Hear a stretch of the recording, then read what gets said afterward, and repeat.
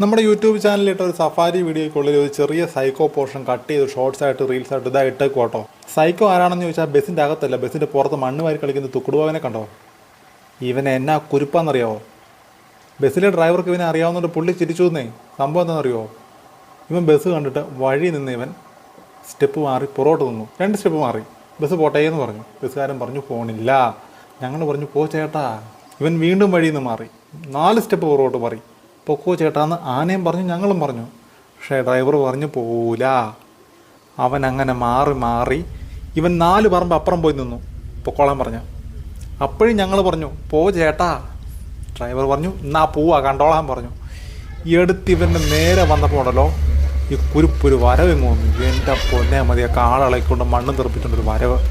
ബസ്സിലിരുന്ന് ഞങ്ങളുടെ ചങ്കിയെന്നൊരു കിളി അങ്ങ് പറഞ്ഞു കേട്ടോ. പിന്നെ ആ ഡ്രൈവർ പറയുന്നത് ഇവൻ ആളൊരു സൈക്കോ ആണ്, ഇതിവൻ്റെ സ്ഥിരം പരിപാടിയാണ്. പോകുന്ന ബസ്സിൻ്റെ സൈഡ് കൊടുക്കുക, ബസ് അങ്ങ്